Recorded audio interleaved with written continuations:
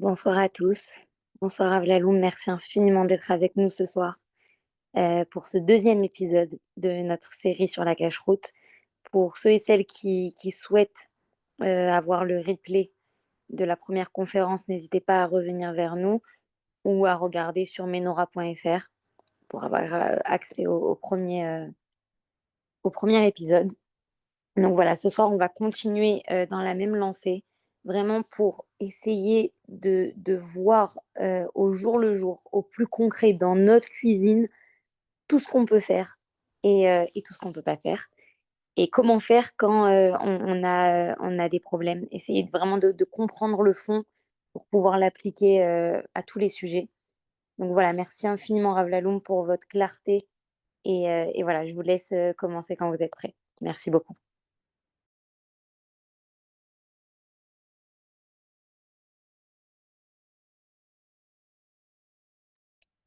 Euh, Ouais, c'est bon là. Attends, Erev Tov, bonsoir, merci de me permettre de faire ce shiur. Donc on va avec l'aide de Dieu continuer la suite du premier cours qu'on a donné. Et je vais juste rappeler les règles qu'on avait émis la dernière fois dans le précédent le précédent shiur. Le premier point qu'on avait parlé, on avait parlé des cachérisations, des cachérisations de manière. Avlaloum, je suis désolée de Oui, vous couper. Est-ce que vous avez la possibilité juste de poser le téléphone, de vous mettre cadré comme ça, comme je vous avais dit, on garde la vidéo pour plus tard. Voilà, magnifique, super, magnifique, merci beaucoup. Désolée. de rien. Allô?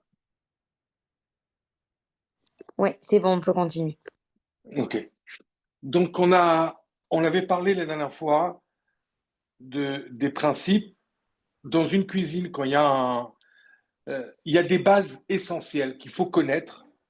Quand on connaît ces bases, c'est déjà beaucoup plus facile. Dans plein de situations, on n'aura même pas besoin de demander à un rave. Dans le précédent cours, on avait par exemple expliqué la base très rapidement, bien sûr, en ce qu'on appelle Bekitsur Nimrats, vraiment un petit récapitulatif des lois entre le lait et la viande. On avait expliqué par exemple qu'il y a une différence entre Chabad et Séfarad.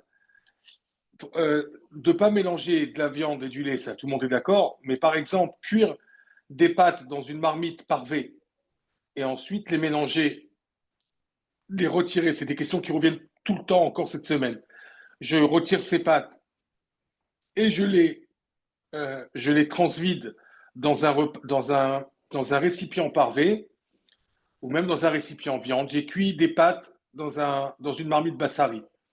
Est-ce que j'ai le droit de les retirer et de les mettre dans une assiette bassari, dans une assiette, pardon, halavi, et de rajouter du gruyère par-dessus ou du parmesan, enfin bref, du lait?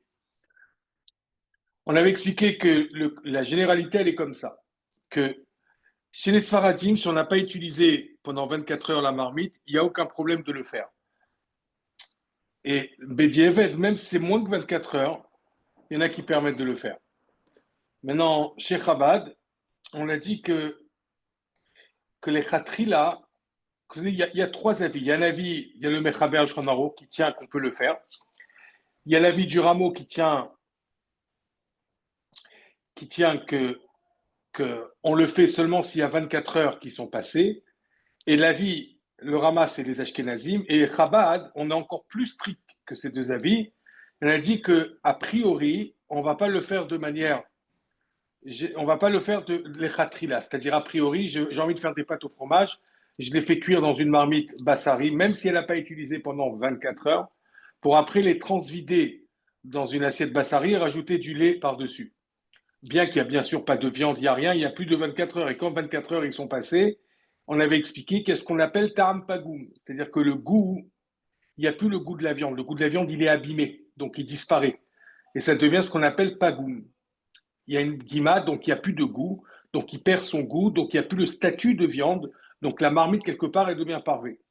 Ah, pourquoi on ne peut pas cuisiner dans une marmite comme ça du lait? Puisqu'on dit qu'après 24 heures, il n'y a plus de tam pagoum. Ça, c'est un knas, c'est les chachamim, ils ont instauré de ne pas le faire, parce qu'après, on va commencer à se mélanger, on va plus savoir si j'ai cuisiné dans les 24 heures, pas cuisiné, et on va venir à faire des erreurs. Donc, ils nous ont mis Et si par inadvertance, on a, dans une marmite comme ça, même qui a passé 24 heures, on a cuit du lait dans une marmite de viande, bien qu'il n'y a aucun problème, le repas lui-même, on aurait le droit de le consommer s'il y a plus de 24 heures qui sont passées. Mais la marmite, on devra la cachériser. À vie, on n'a pas le droit de l'utiliser. Pourquoi? C'est un knas des hachamim, un knas de l'osage. Alors, voilà, je ne vais pas refaire tout le cours qu'on a fait la dernière fois. Comme ça a été dit au début, on peut le voir, parce que là-bas, tout est expliqué, les avis. J'avais expliqué que pour Chabad, la seule condition où on a le droit de le faire, c'est que je n'ai pas d'autre marmite. J'ai qu'une marmite Bassari et je ne peux pas faire du lait. Ou une deuxième condition, c'est euh, c'est que où j'ai pas de marmite Bassari, j'ai pas de marmite Halabi, pardon, par exemple, ou, ou vice versa, hein, si c'est ou au début ces pâtes-là, je voulais pas les faire au lait. J'ai fait des pâtes, mais je vais les jeter. Si je rajoute pas du fromage dessus, je vais les jeter. Les enfants ils vont pas manger. Dans ce cas-là, Rabat, dans ces deux cas de figure, on pourra le faire même dans une marmite qui est viande. On pourra mettre des pâtes et après les transvider dans une assiette Halavi, même que ça a été cuit dans une marmite Bassari, et rajouter du fromage dessus ou du lait. Voilà, j'espère que j'ai été clair. C'est juste vraiment pour rappeler les règles très rapidement. Alors, il y a plusieurs points que je voudrais parler aujourd'hui. Des questions qu'il y a eu beaucoup cette semaine. Vous savez qu'on est dans la semaine des tchatami. Beaucoup de personnes les achètent du poisson. Et souvent, on me demande, Rav, j'ai acheté du poisson et il n'y a pas la peau, comment je fais? Ou je suis au marché, voilà, cet après-midi, ils étaient au marché, ils ont vu un dos de cabillaud, il n'y avait pas la peau. Alors, la halakha, elle est très stricte à ce sujet-là. Si on ne voit pas la peau, on n'a pas le droit de consommer le poisson. On n'a pas le droit de l'acheter, pas le consommer, même pas l'acheter. On n'a pas le droit de le consommer. Même s'il y a un petit peu de peau, il n'y a pas de problème. On n'a pas besoin de voir toute la peau. Même des résidus de peau, il y a un petit peu de peau, on pourra acheter le poisson. Mais s'il n'y a rien du tout, on ne voit pas la peau du tout, dans ce cas-là, on ne peut pas acheter le poisson. Maintenant, quand on m'appelle et on l'a déjà acheté, je me suis rendu compte très souvent, et des fois, ça arrive très souvent, ils me disent, voilà, on a été à Auchan, c'est le même emballage pourtant, et pourtant il n'y a pas la peau. Alors même quand vous achetez le même emballage, des fois, pas toujours, ça veut dire qu'il y a la peau. Des fois, le même emballage, et vous allez voir qu'il n'y a pas de peau. Euh, Maintenant, c'est dans tous les cas, quand on m'appelle, en général, je vous dire honnêtement, je demande de jeter ou de le donner à un non-juif ou aux animaux, ou le jeter à la poubelle si on n'a pas à qui donner. Mais je fais des exceptions quand il s'agit du saumon. Attention, ça ne veut pas dire que les khatris, là, on achète du saumon sans peau. C'est un grand, grand problème à l'Afrique. Alors, je reconnais qu'il y a des années de ça, il y a 30 ans de ça, et je sais qu'il y avait une discussion ici déjà en France avec Rav Poutorak. Il y a certains rabbinim, il me semble, Rav Pesner à Villel, à la Bachalom, à son époque, il me semble à vérifier qu'ils avaient permis, mais euh, on s'est rendu compte qu'il y a des poissons qui sont identiques. Il y a eu des études qui ont été faites. Des fois, ce qu'on nous vend comme du saumon, c'est pas du saumon. Et ça ressemble beaucoup à du saumon, dont c'est la même couleur. Pourquoi on avait permis le saumon? Pourquoi il y a une minorité, je répète, de rabbinim qui avait dit, bon, même saumon sans peau, on peut acheter. C'était pour une raison très simple, c'était que le saumon, il y avait une idée que le saumon, il n'est pas falsifiable. C'est-à-dire quoi falsifiable? On peut pas, je sais pas si c'est le mot exact en français, mais ça veut dire que sa couleur, elle est unique. On peut pas avoir une couleur qui est. Seulement, on s'est aperçu que il y a des études qui ont été faites il y a plus de 40 ans. On a vu que des fois, ils peuvent mettre des colorants où il y a, oui, un poisson qui ressemble au saumon. Le, il y avait un nom, le saumonel, qui ressemble beaucoup au saumon et c'est pas du saumon. Donc, les rateries là, c'est-à-dire après, on ne va pas acheter ce poisson. Maintenant, si une personne elle a déjà acheté, elle s'est trompée, en général, je dis, moi personnellement, après, je m'engage pas au nom d'autres rabbinim, peut-être qu'il y en a qui vont être marmés et dire non. Personnellement, vu quand même que ça reste une très, très grande minorité, ça reste vraiment une exception. Et il y a un klal dans la halakha qui s'appelle miyut hamatsui, c'est-à-dire que c'est presque improbable, c'est une toute petite quantité que ça peut arriver. On a quand même une chance sur 1000 que ça arrive, sauf s'il y a marqué clairement. Il faut faire attention, hein, bien voir qu'il y a marqué saumon, qu'il n'y a pas marqué, qu'il n'y a pas marqué un autre nom. Mais s'il y a marqué saumon et s'il y a l'appellation saumon, c'est très rare que ça va être falsifié ou qu'ils vont donner un autre poisson. Mais c'est pour ça, c'est le seul poisson. Tous les autres, le cabillaud, tout autre poisson, s'il n'y a pas la peau, malheureusement, on va jeter. On ne pourra pas le consommer en tout cas. Il y a un autre point encore, ça c'est pour ce qui est des poissons. Maintenant, il y a un autre point que je voulais parler aussi, c'est l'inat laïla. C'est aussi des questions qui reviennent souvent. C'est quoi l'inat laïla?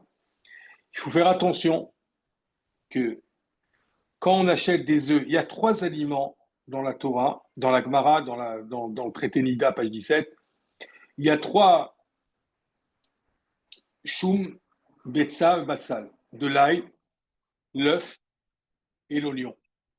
Ces trois aliments, on ne peut pas les éplucher à l'avance, sauf après je vais expliquer oui comment on peut le faire, mais on ne peut pas les éplucher ou cuire des œufs et les laisser dans le frigidaire toute la nuit. Je ne parle pas des œufs, bien sûr, sans coquille, les mettre, on les a fait cuire, on les met dans le frigidaire, ou des fois des oignons pour faciliter le travail le lendemain, ou de l'ail, on a épluché beaucoup d'ail et on les met au frigidaire, ou de l'oignon. Alors vous connaissez la halakha, on ne peut pas consommer. Et chez Chabad, on est très marmire dessus, on est très scrupuleux, puisque d'abord tout le monde est scrupuleux, même les Sfaradim en général sont très scrupuleux. Mais chez Chabad, on a clairement un Admorazaken dans Shmirat Haguf Nefesh qui dit que c'est vraiment c'est Mishum Sakana, Mishum Roa Ra. Il y a un danger de consommer. Donc on est vraiment marmir, et ce qu'on appelle dans la lacha Chamira Sakanda Misura. C'est plus chamour encore la Sakana que le Isur.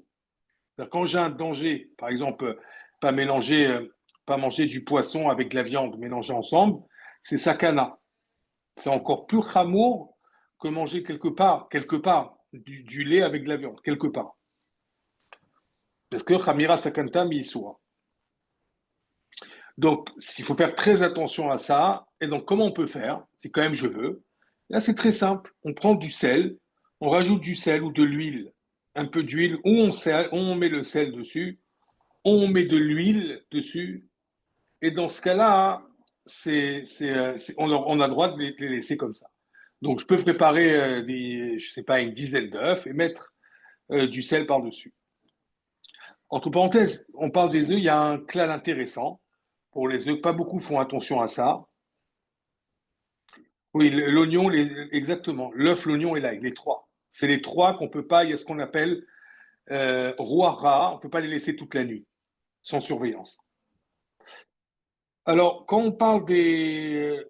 Non, c'est pas que les œufs durs, c'est toute forme d'œuf qui a été cuit. Même de l'œuf qui a été écrasé. Une fois, le rabbi de Lubavitch, il est arrivé et il a vu une salade d'œuf qui était écrasée. Et il avait demandé, c'était à Pessah, il me semble Pessah. Et il avait demandé est-ce qu'ils ont fait attention le niel de l'Inat Laïla quand ils ont été préparés. Euh, avec la coquille, il n'y a pas de problème. C'est quand on a enlevé la coquille. Bon, maintenant, en parlant des œufs, il y a encore un autre point, pas tout le monde fait attention. Juste les questions, je vais répondre à la fin parce que sinon, ça va être compliqué. Les œufs, il y a une halakha qui n'est pas très connue. Enfin, certains d'entre vous, oui, mais pas connue de tous. C'est quand on cuit des œufs, comment on doit les cuire. On les cuit impair ou impair. Alors, la raison, elle est rapportée dans le Shulchan Aruch, c'est que les œufs, s'il y a du sang, on a l'habitude de cuire toujours par paire. Je fais 2 œufs, 4 œufs, 6 œufs, 7, 8 œufs. C'est une bonne chose de le faire. Alors, c'est vrai qu'aujourd'hui, on n'a plus vraiment besoin de le faire. Il n'y a plus une obligation de le faire. Pourquoi? Parce qu'à l'époque, et après on va parler des œufs avec le sang. Les œufs aujourd'hui, même le sang, d'abord la raison, pourquoi pair, impair, c'est quoi? Il y a ce qu'on appelle une annulation. C'est-à-dire si il y a 3 œufs, il y a trois, donc deux, il y a du sang dans un des trois, les deux, ils vont annuler un. D'accord? Donc on a toujours une majorité. C'est pour ça qu'on cuit toujours avec un chiffre impair. Toujours, on peut faire une annulation. S'il y a du sang, ils vont pas, il y a ce qu'on appelle un rov. Il y a toujours un rov contre le miout. Il y a dans l'alacha bitul beshishim, un soixantième. Je prends une goutte de lait et je la fais tomber dans de la viande. Il faut 60 fois, si j'ai 60 fois le bouillon contre la goutte de lait, le repas il est caché, même si du lait il est tombé par inadvertance. Il y a un autre din qui appelle bitul berov. Alors, sans rentrer dans tous les détails, c'est que comme les œufs, par exemple, avec du sang, s'il y a le rov contre le miout, ça s'annule. Donc la marmite, elle devient pas, tout ce qui est, le repas ne devient pas interdit.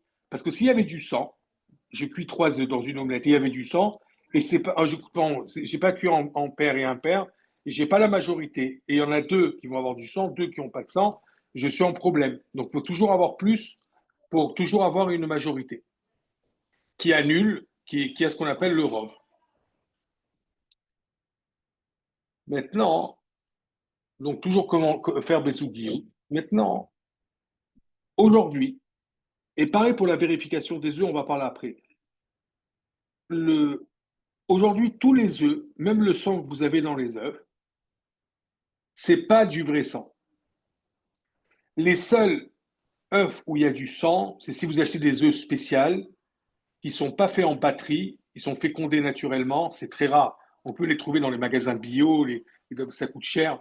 Et là, oui, il y a du sang. Mais c'est quand même, ça reste très rare aujourd'hui. 99% des œufs industriels sont ce qu'on appelle en hébreu beafraya.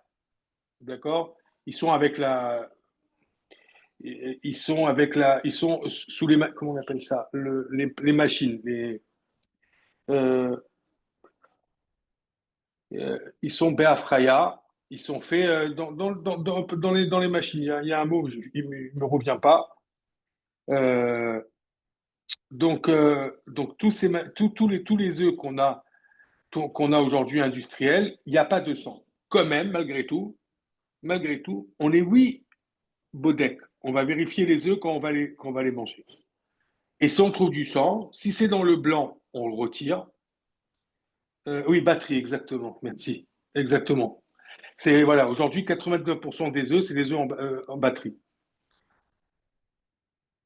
Euh, voilà. Donc aujourd'hui, en réalité, mi-caradine, je dis bien mi-caradine, on aurait le droit de manger les œufs même sans vérifier, parce que le sang, c'est pas du sang. Sauf que, on est marmire, et il y a aussi un clal dans la lacha.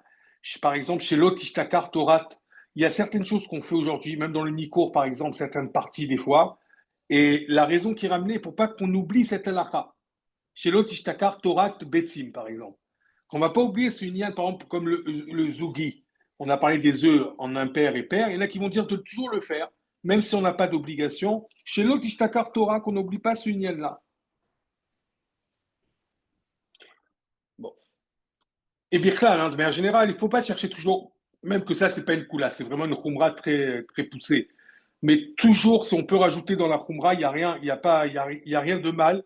Il y a un klal comme ça qui disait le Rav Radakov pour les enfants, que tout ce qu'on va faire dans notre comportement, les enfants ils vont faire la moitié, enfin, ou au moins la moitié. Donc si on vise la barre très haute, alors on sait que les enfants ils vont faire au moins 50%. Mais si on met la barre déjà à 50%, on est vraiment avec un grand problème.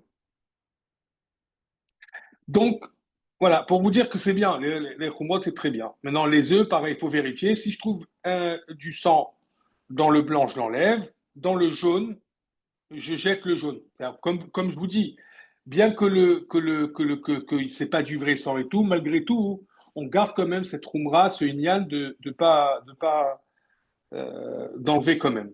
Pour un chachash, même qui est rachok, c'est quand même une crainte. Maintenant, ça c'est pour les œufs. Maintenant, il faut faire attention que toujours qu'on achète des œufs, vérifier quand même que c'est des œufs en batterie, même encore une fois, hein, si la probabilité qu'on va tomber, c'est quand même une sur 100.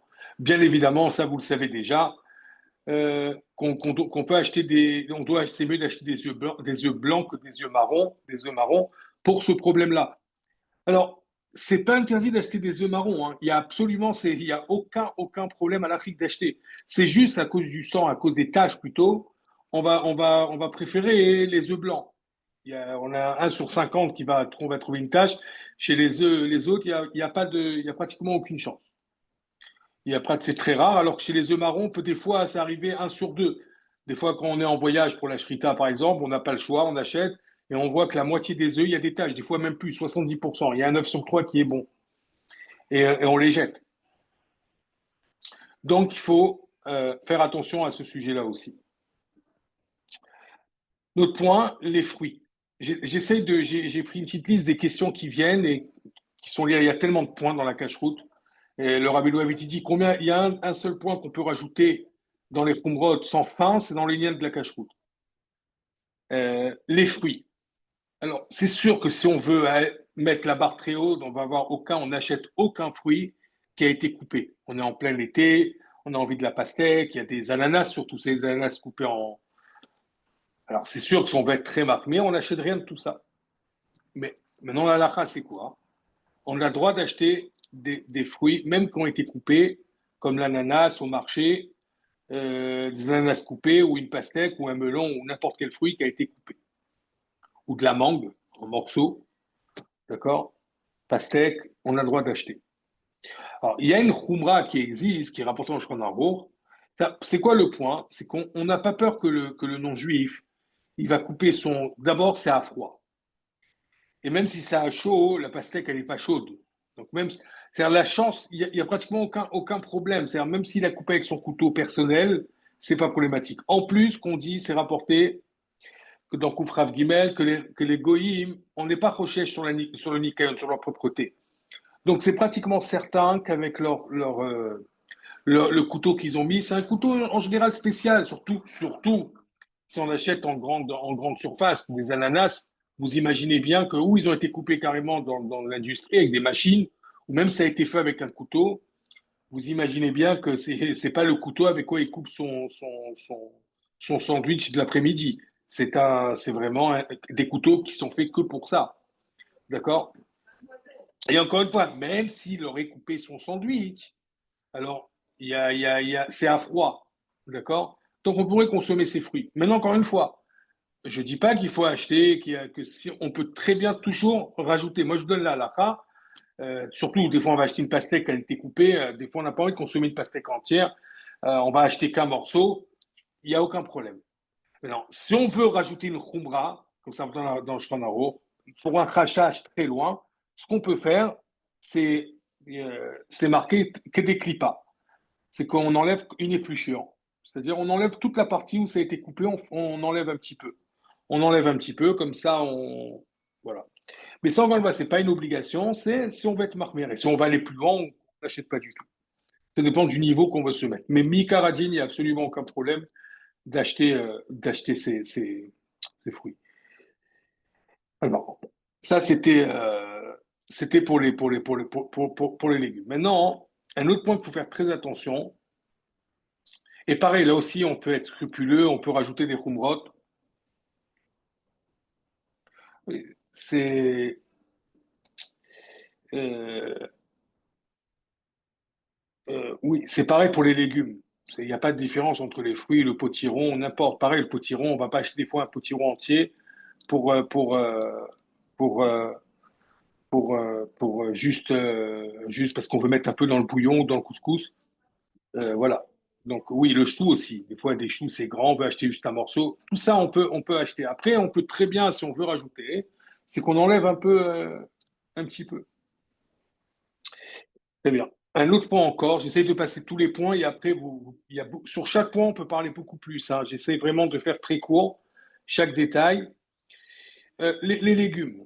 Les légumes, pardon, les légumes. Oui, les légumes et les produits comme la farine, le riz, les bdika des tolaïm. Alors ça, c'est vraiment un sujet à part entière. Il faudrait, je pense, même faire des cours, pas seulement comme ça par vidéo, mais vraiment je sais que M. Angelberg le fait, vraiment de faire montrer comment vérifier. C'est vraiment vérifier les tolémes, c'est les petites bêtes qu'on a dans les légumes ou dans les fruits. Alors, il y a certaines légumes, comme la concombre, la tomate, il y a ce qu'on appelle dans la lacha miutamatsui, comme la pomme. La pomme, il peut avoir un verre, et c'est très rare quand même qu'on va trouver un verre quand on mange une pomme. Donc, bien sûr, on va la couper, on vérifie. On ne doit pas être au microscope à vérifier. On va la loupe. Parce qu'il y a un klal dans la halakha, j'en ai parlé un petit peu tout à l'heure, miutamatsui. Quand c'est quelque chose qui n'est pas courant, c'est un détail qui n'est pas courant. Ça peut arriver, il peut avoir un verre dans un concombre, mais il y a une chance sur 50. Alors, dans la halakha, il y a plusieurs avis. C'est quoi Mutamatsu? 30%, 20%, 10%, le Rav Eliashiv qui dit 3%. Bon, on ne va pas rentrer dans les pourcentages, mais quand c'est peu fréquent, d'accord? Quand c'est peu fréquent, donc on n'a pas d'obligation de vérifier. Mais il y a beaucoup par exemple, les fraises. Alors, les fraises, c'est un monde en soi, il faut savoir vérifier. Il faut savoir vérifier, il faut savoir les nettoyer, comment nettoyer la fraise. Et il y en a qui les épluchent complètement pour ne pas rentrer dans aucun problème. Euh, mais il faut savoir vérifier. Il faut savoir vérifier chaque chose. L'idéal, c'est quand on a des infestés comme la coriandre, le persil, la menthe. Alors la menthe, c'est infesté la menthe. Le chou, le chou, il est aussi très infesté. Il y a plusieurs avis pour le chou, comment vérifier. Bon, l'idéal, la vérité, c'est aussi si vous pouvez acheter, il y a un livre qui est traduit en français du Ravaillé, par exemple, avec des photos. Et là-bas, il fait montrer chaque détail. Il y a un autre livre aussi que j'avais acheté en français qui faut aussi montrer chaque détail, comment vérifier. Et il donne aussi le niveau que c'est infesté ou pas. Bon, ça, comme j'ai dit, il faut un cours entier, rien que pour la vérification. Et après, parce que ça ne suffit pas de vérifier, après, il faut nettoyer, comme le persil, comme la menthe. La menthe, il y a tout un. Il faut vérifier, mettre dans de l'eau savonneuse. Il y en a qui le font brûler. Mais même brûler, il faut le mettre, et même mettre dans l'eau savonneuse, ça ne suffit pas.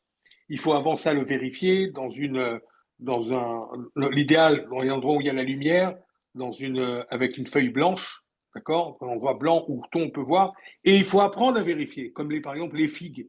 Les figues, c'est très dur à vérifier. Les figues fraîches, c'est très, très dur à vérifier. C'est pour ça que si on ne sait pas vérifier, il faut pas en manger. Vous ne pouvez pas vous imaginer, j'ai vu des sessions avec des professionnels comme Rav Dorfman, ou jamais moi-même, hein, qui étudie la halakha, ça fait 15 ans, des fois je rigolais, je dis c'est pas possible, il n'y a rien. Et il fait montrer, regarde. Alors bien sûr, en Torah nitnet les malachas charret, on ne parle pas des vers qu'on ne voit pas. Le Ravaï, il explique qu'à partir de 0,2 mm, c'est considéré qu'on voit à l'œil nu, c'est tout petit, hein. C'est vraiment des tout petits points, mais on les voit concrètement, on ne peut pas dire on ne les voit pas. Alors, si c'est moins que ça, oui, là, on n'est pas des malachim. On ne doit pas prendre un microscope et commencer à vérifier au microscope. Sinon, là, comme il dit dans le Ben Ishraï, En Natavarsof, la Torah, elle n'a pas été donnée aux anges. D'accord? Donc, si c'est petit, si c'est pas vu à l'œil nu, même si on mange des tolaïm, c'est permis. Mais si ça se voit à l'œil nu et c'est vraiment tout petit, il faut savoir reconnaître.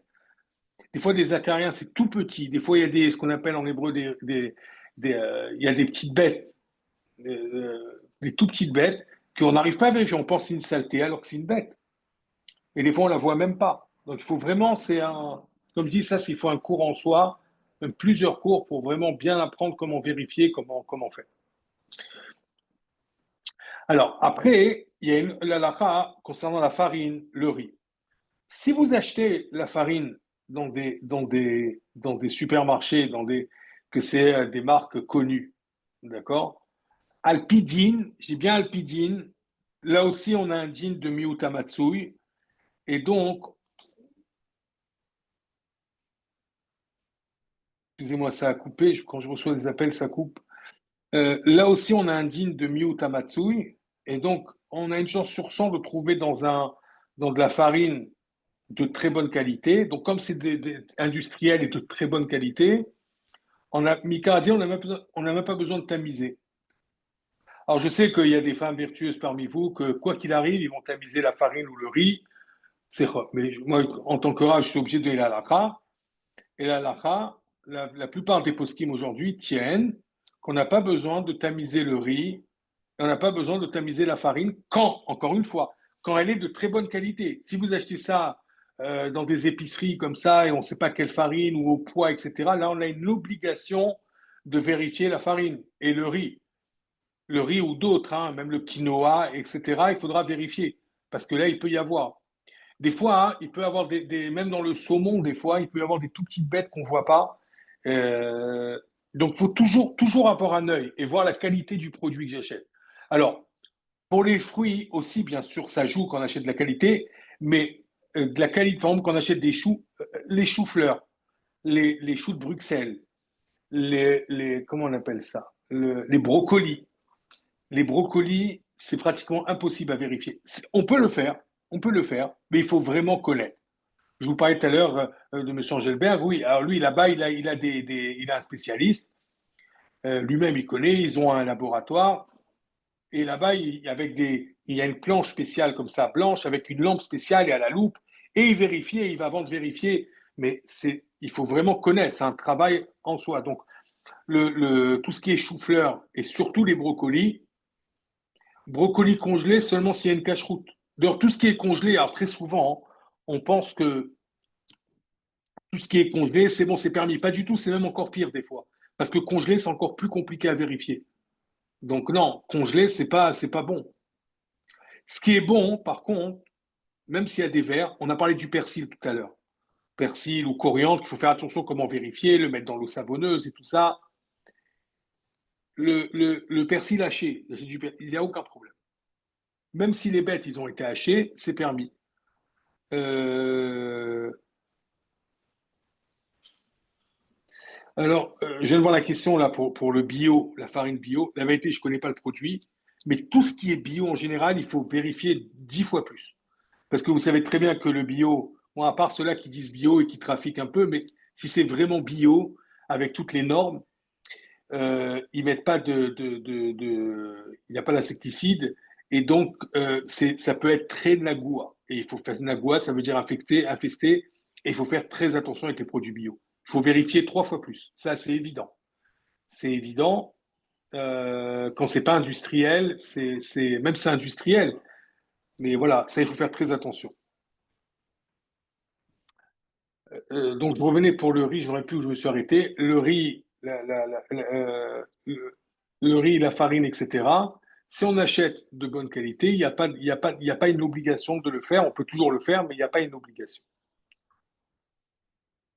Ça, on a parlé maintenant pour le. Maintenant, un autre point dans la cache-route. Alors, c'est pas dans la maison, c'est pas des réflexes dans la maison, mais quand vous allez par exemple, vous allez prendre la route, vous allez à la montagne, ou vous allez sur la Côte d'Azur ou n'importe où pendant les vacances. Il faut faire attention dans les cafés. Il faut demander toujours si vous prenez un café. Alors, c'est permis. Même dans un verre en verre, même dans un verre en verre, c'est permis de boire un coca ou boire un.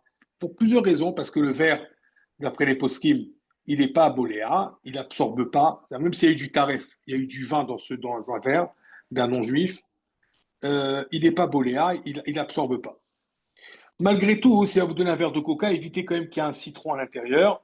Bien que même ça, on peut trouver des permissions parce que le couteau avec quoi il a coupé, la cachérisation, c'est dans la halakha, c'est de mettre un couteau, c'est de le mettre 10 fois dans la terre. Et là, avec les produits chimiques qu'on nettoie, c'est sûr qu'il y a 10 fois. Mais quand même, c'est harif. Il a un statut particulier, donc on évite de rentrer là-dedans. Et alors là, s'il y a des feuilles à l'intérieur, c'est des jus des fois avec des citrons, avec à l'intérieur de la menthe, ça c'est assourd. D'accord. Ah voilà, je me rappelle. On parlait tout à l'heure du haché. Je dis que pour le persil haché, tout ce qui est haché en épices, il n'y a pas un chash. Pourquoi? Alors, nous, on n'a pas le droit de le faire. Comment expliquer ça? El mevatlin issour le khatrila. La halakha, hein, c'est rapporté qu'on ne peut pas annuler un issour le khatrila a priori. C'est-à-dire, j'ai un issour et je l'annule. J'ai du persil. Si le persil il est haché, c'est moutard. On a le droit de le consommer, même s'il y a des insectes à l'intérieur. Après, si on veut manger des insectes, ça, je ne rentre pas là-dedans, dans le côté propreté. Mais il y a du persil haché, j'aurais le droit. Mais moi, j'ai pas le droit d'annuler le issour. Je dis, ben, moi, j'ai pas la force de vérifier tout ça. J'ai 2 kilos de persil. Allez, je le hache. Ça, c'est assourd. Par contre, un non-juif, Lui, il a le droit de le hacher pour la vente et toi, tu as le droit de l'acheter. Il n'y a aucun souci. Ça, c'est permis. Donc, si on veut acheter des épices hachées, ça, même que c'est Nagoua, même qu'il y a des verres à l'intérieur, il y a tout. Vu que les verres, ils ont été hachés, on a le droit de consommer. Très bien. Euh, bon, je vais. Alors oui, je parlais dans la route. Quand on prend la route, voilà, il faut faire attention. Le café, faire attention que dans le même tuyau, il n'y a pas du lait qui passe.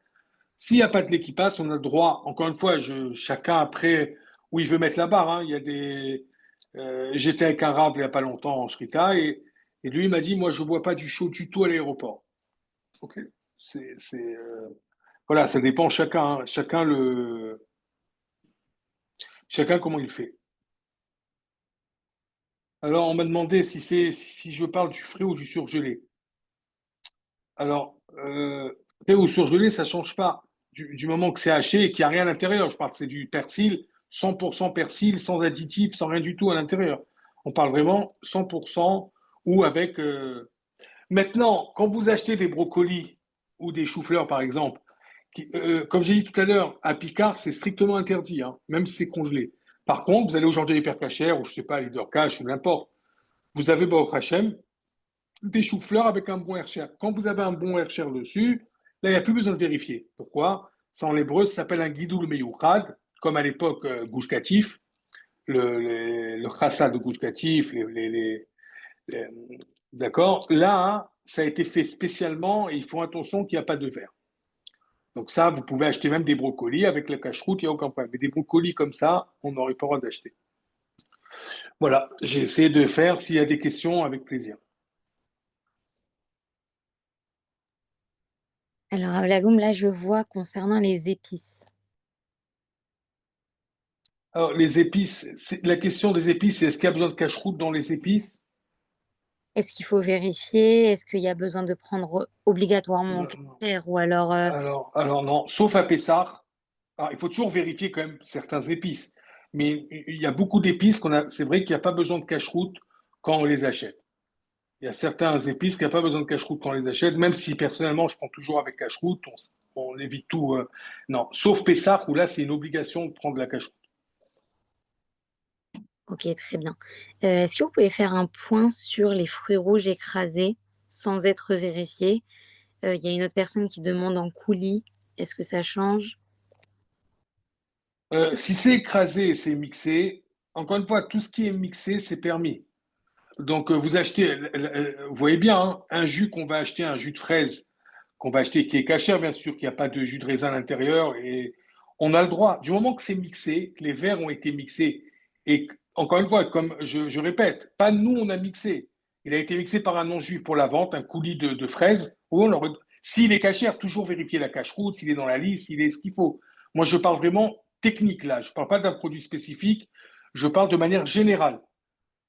Ça même qu'il a été mixé, oui, ça reste permis. Il n'y a pas le problème de Tolaïm, en tout cas. Ça, on l'a écarté. Après, il faut voir la composition, voir si tout est bon. Ok, d'accord. Il y a eu plusieurs personnes qui ont posé des questions par rapport à, voilà, vous avez parlé s'ils partent en vacances à la montagne, peu importe. Si c'est un endroit isolé, est-ce que vous pouvez faire un point sur les boulangeries les boulangeries allumées par un juif ou allumées par un goy? Est-ce que vous pouvez faire un point sur ça? Je vous dis la vérité, je vais, avec votre permission, je ne vais pas trop rentrer dedans parce que c'est un sujet très compliqué, contrairement à ce qu'on pense. C'est très, très compliqué. Il faut vraiment savoir vérifier une boulangerie. Ça demande, et même quand on sait la vérifier, on peut la vérifier, mais on n'est pas à l'abri. Pour être franc avec vous, on n'est pas à l'abri.